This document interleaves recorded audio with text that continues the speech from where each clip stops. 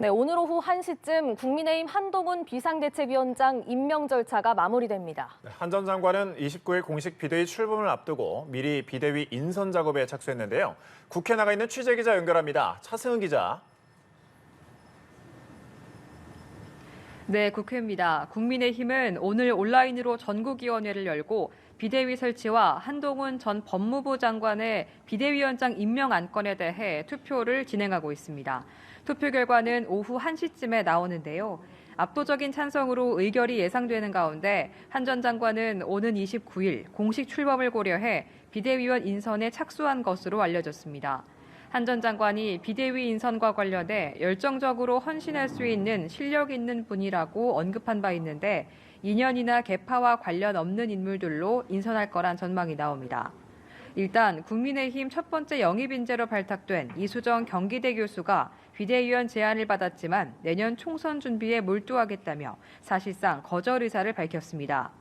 당내에서는 중도층, 수도권, 청년층, 이른바 중수청 표심을 끌어안을 수 있는 인물, 또 민주당의 86세대와 대비될 수 있도록 70년 이후에 태어난 7, 8, 9세대로 비대위를 채워야 한다는 요구도 나오고 있습니다.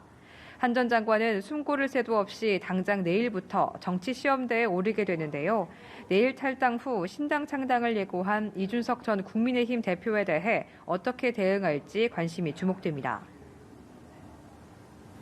네, 한동훈 비대위원장이 넘어야 할 산이 또 있습니다. 이른바 김건희 여사 주가 조작 의혹 특검 법안이 포함된 쌍특검 법안인데 야당이 모레 처리를 예고했지만 여야 간 입장차는 여전히 좁혀지지 않고 있다고요?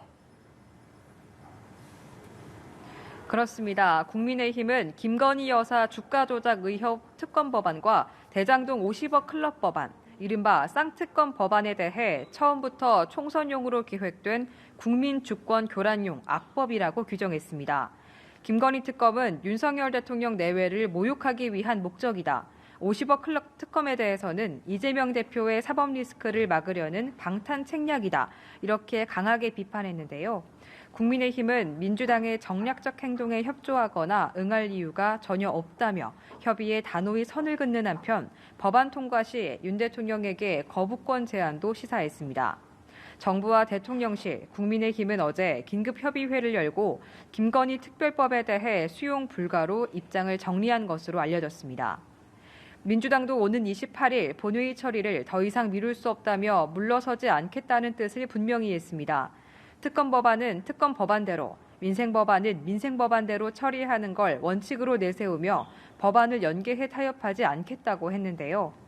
김건희 특별법안에 대한 한동훈 비대위원장의 입장이 국민의힘 비대위 운명을 결정짓는 중요한 바로미터가 될 거라며 한 위원장을 압박하기도 했습니다. 민주당은 여당의 이태원 참사 특별법 합의 처리를 호소했는데요. 특별조사위원회 구성을 두고 여야가 팽팽히 맞서는 가운데 민주당은 협의가 이루어지지 않으면 28일 처리할 거라고 엄포를 놓은 바 있습니다.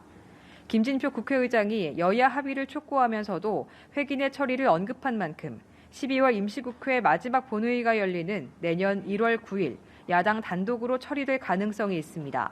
지금까지 국회에서 전해드렸습니다.